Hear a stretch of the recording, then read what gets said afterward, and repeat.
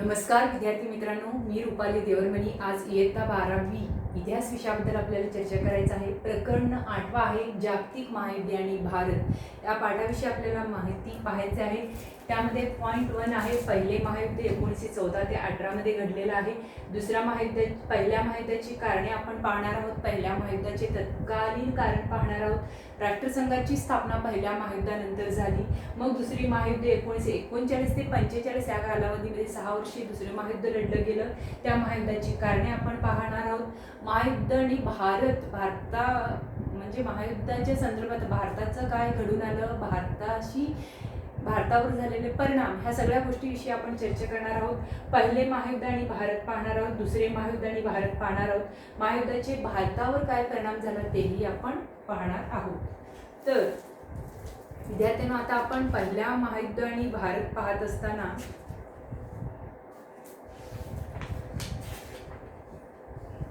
20व्या शतकात 2 महायुद्धे घडलेली आहेत। ही 2 महायुद्धे 20व्या शतकाच्या सुरुवातीच्या काळातील सर्वात महत्त्वाच्या काय होत्या, घटना होत्या। म्हणजे यामुळे जग बदललं, त्याचा भारतावर काय परिणाम झाला याची माहिती आपण या पाठामध्ये पाहणारच आहोत।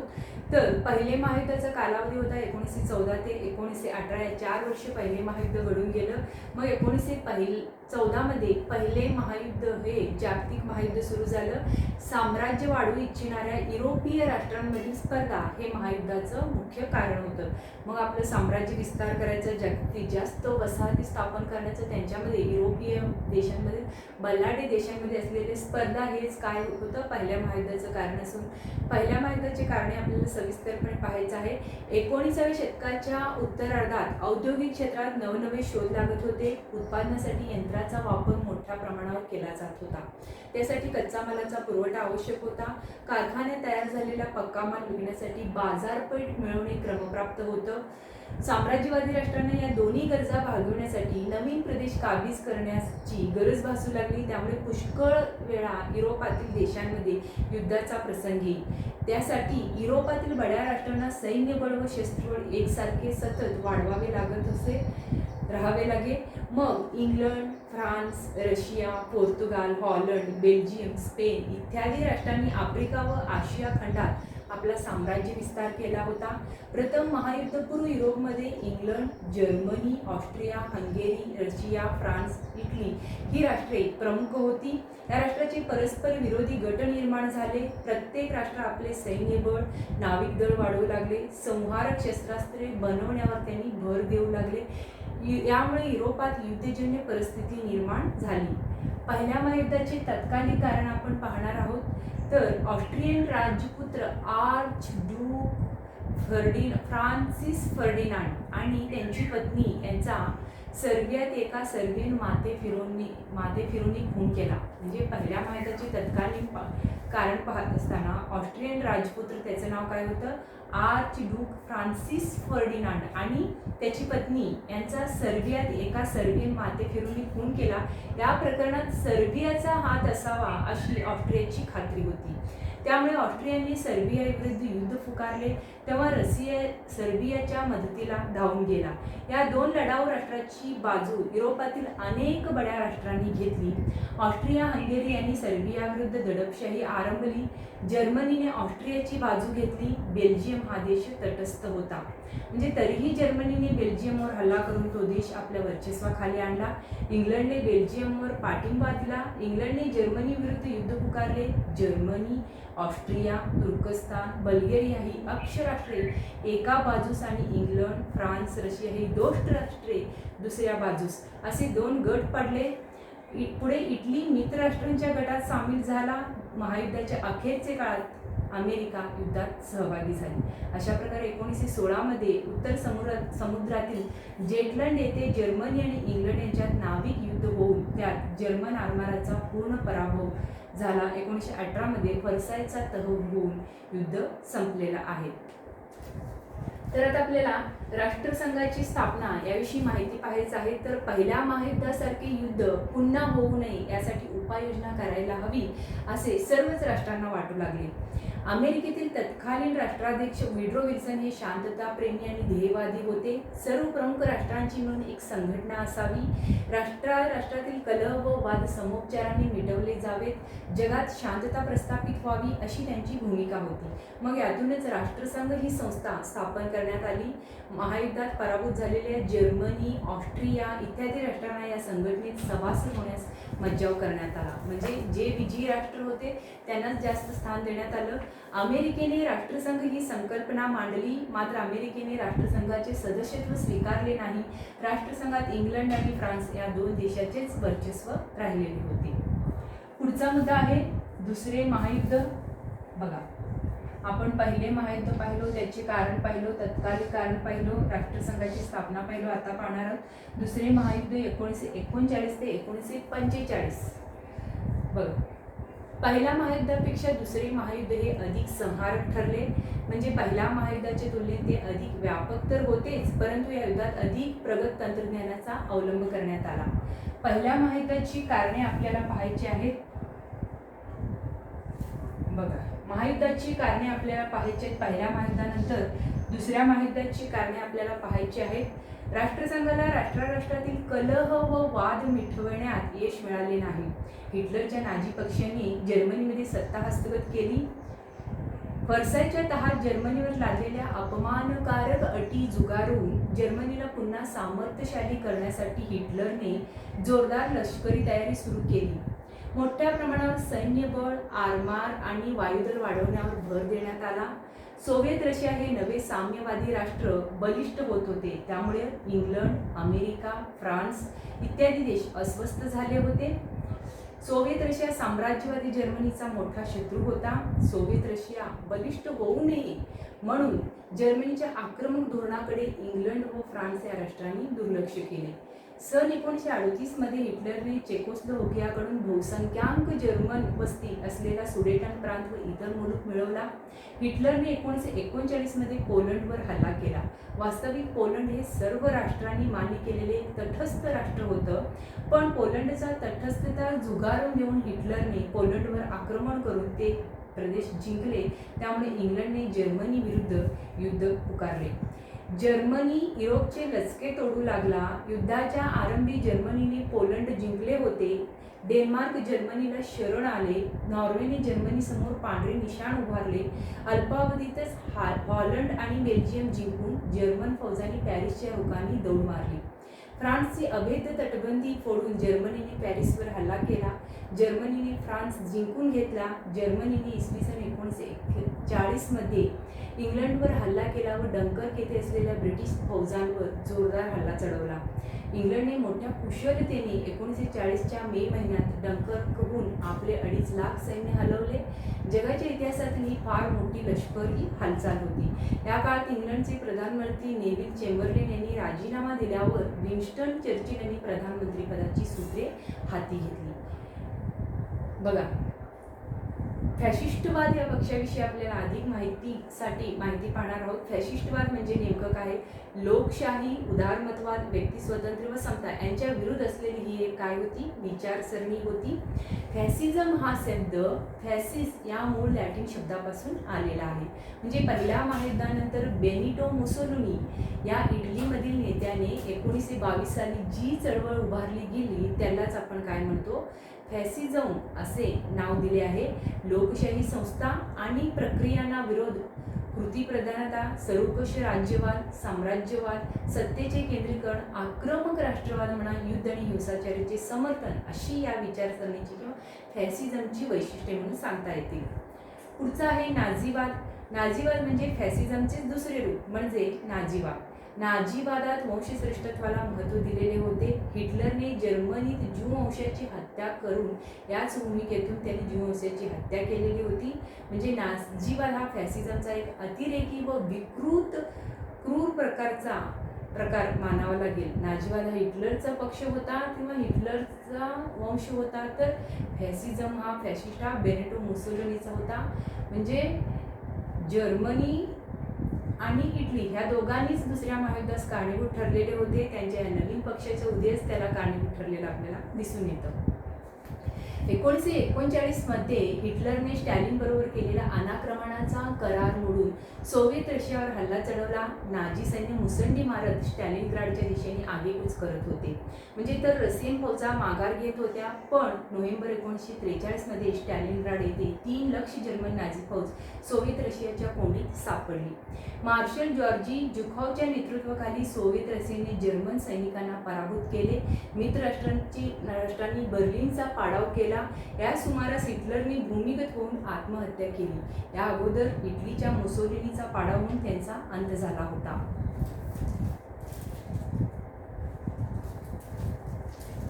उत्तर आफ्रिकेतही जर्मनीचा पराभव होऊन जर्मन सैनिक शरण आले होते.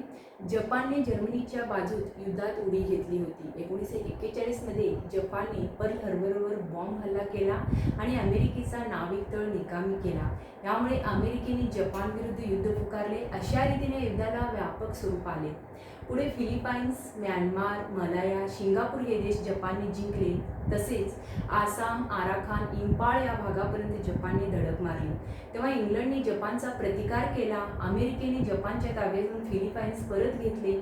जपान शरण येत नाही असे पाहून अमेरिकेने जपानच्या हिरोशिमा शहरावर पहिला अणुबॉम्ब टाकला आणि पुढे नागासाकी या शहरावर दुसरा अणुबॉम्ब टाकला. अखेर 15 ऑगस्ट 1945 रोजी जपान शरण आला आणि तिथे दुसरे महायुद्ध हे संपले.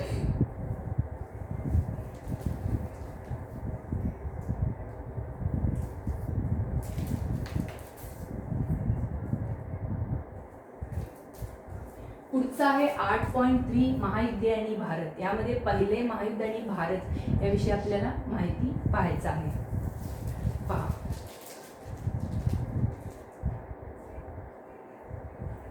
पहिल्या महायुद्धात इंग्लंडने आपली वसाहत असणाऱ्या भारताला त्यांची इच्छा असो वा नसो युद्धात सहभागी करून घेतले. भारताने इंग्लंडला पैसे, अन्नधान्य, कापड, युद्धसामग्री तसेच मनुष्यबळ या रूपात मदत केली. 1919 ते 20 अखेरपर्यंत हिंदुस्थानमधील ब्रिटिश सरकारने सुमारे 19 अब्ज रुपये युद्धासाठी मदत केलेली आहे. इंग्लंडने भारतातून पाठवलेले सैनिक होते. फ्रान्स भारतीय अधिकारी व सैनिक होते 1,38,608.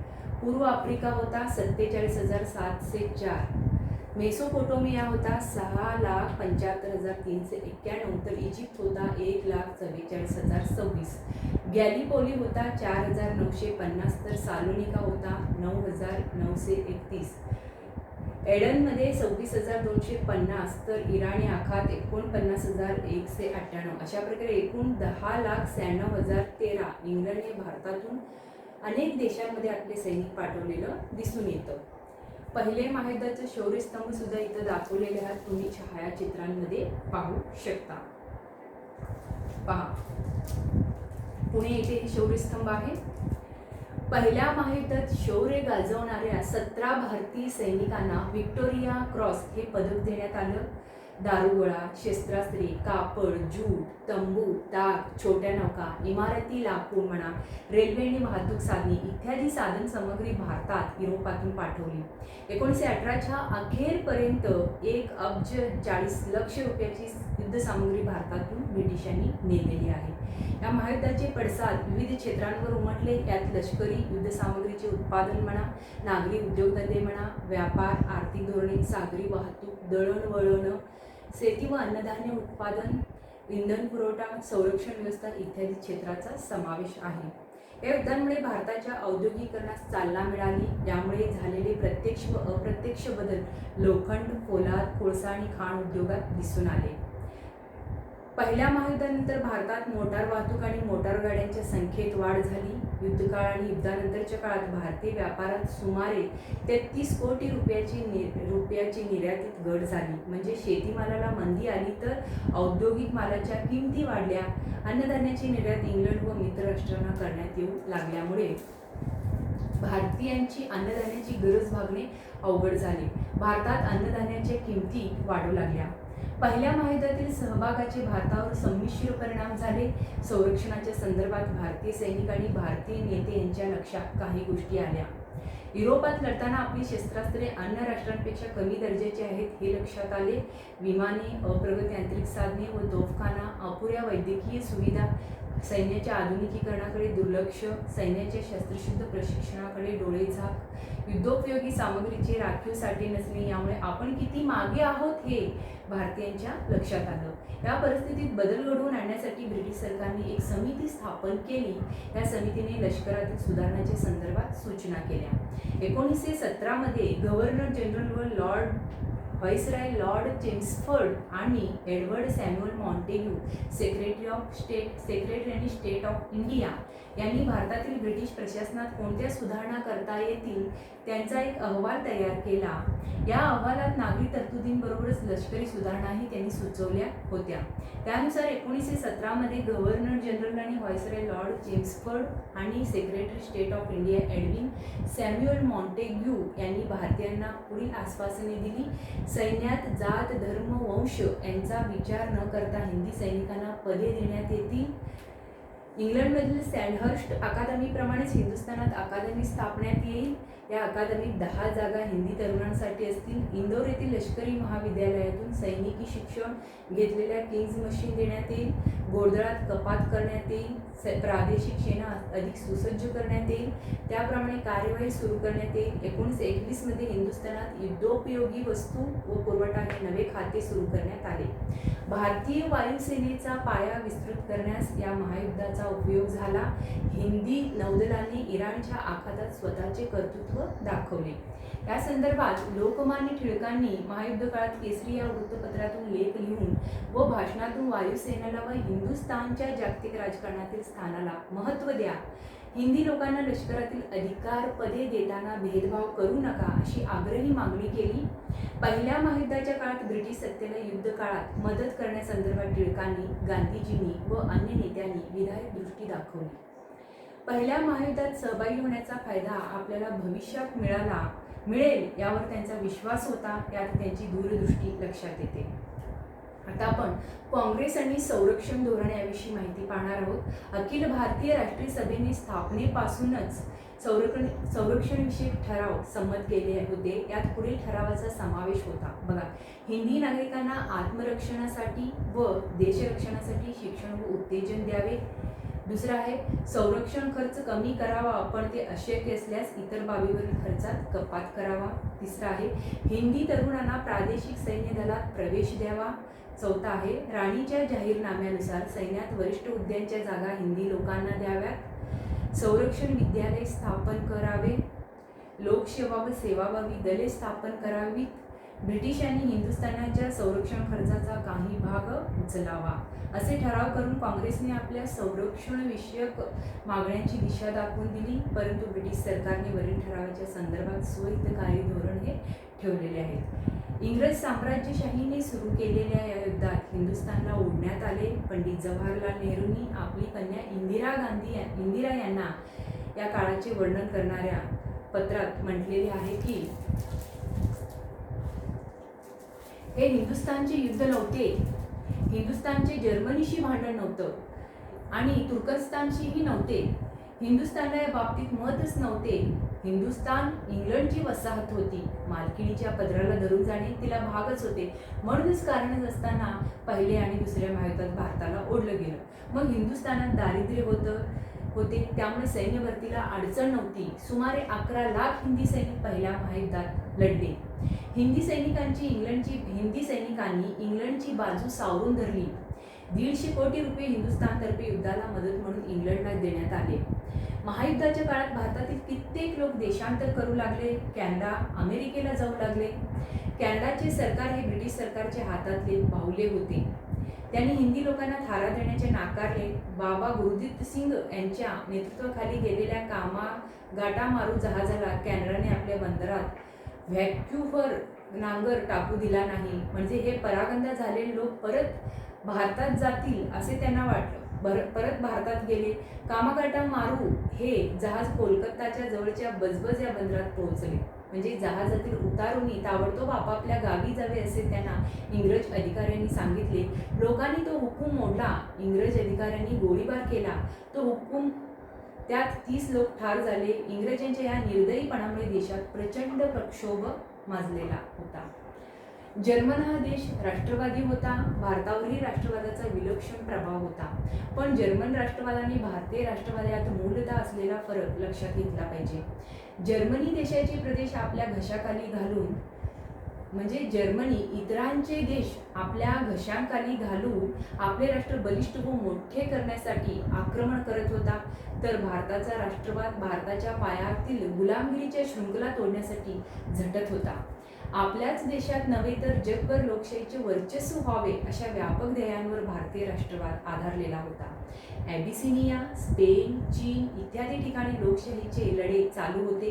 त्या ठिकाणी भारतीयांच्या वतीने शुश्रूषा पथके, स्वयंसेवक, अन्नधान्य इत्यादी मदत पाठवली गेली. जर्मनीत वंशभेद प्रबळ होता.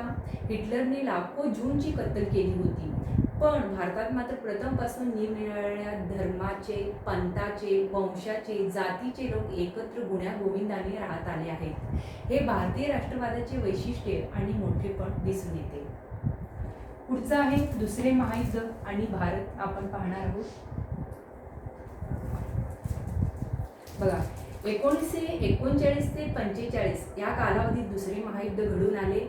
युद्धकाळात भारताने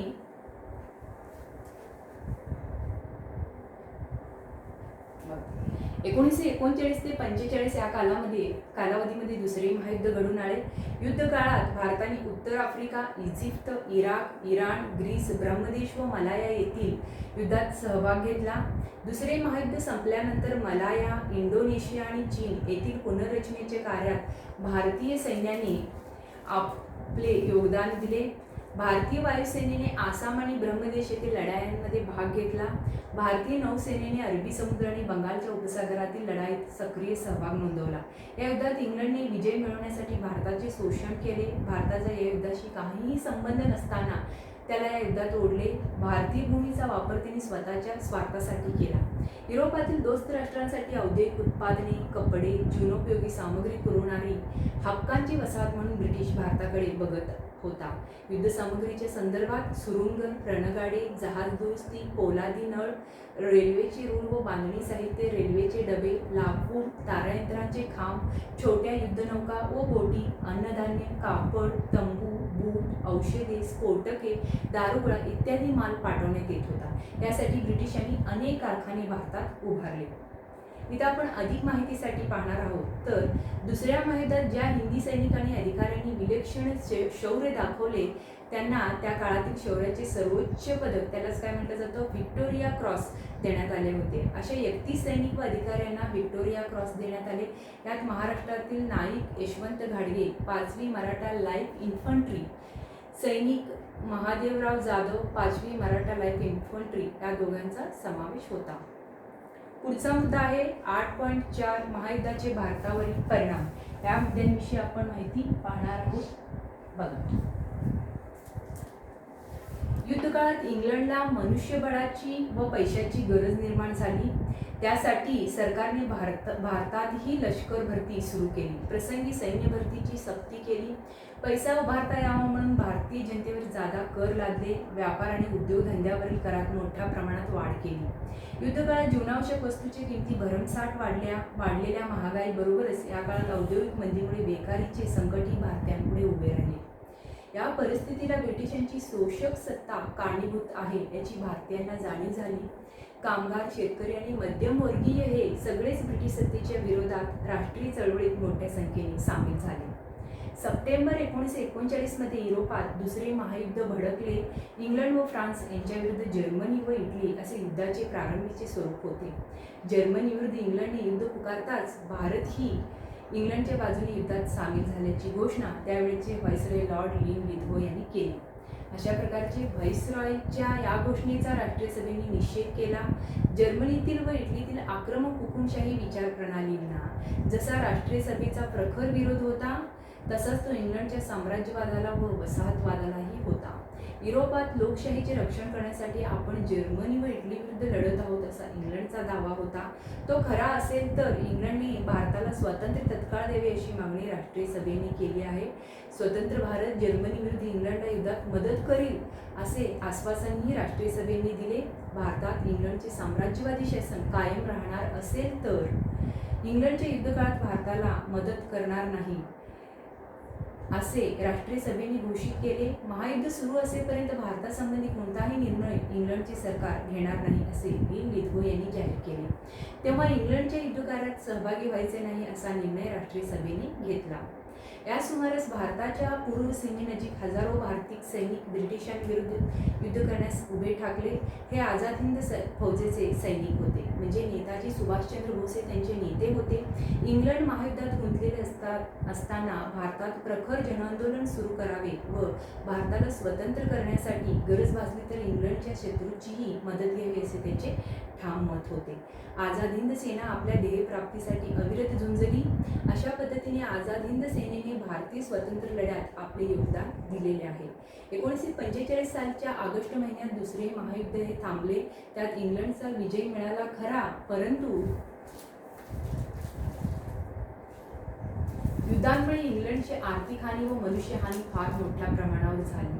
त्यामुळे इंग्लंडची शक्ती कमी झाली. तशातच भारतीय जनता आणि भारतीय सैनिक यांच्यावरील ब्रिटिश सत्तेचा दरारा नाहीसा झाल्याची जाणीव ब्रिटिश राजकर्त्यांना झाल्यामुळे भारतातून काढता पाय घेण्याचा निर्णय इंग्लंडने घेतला.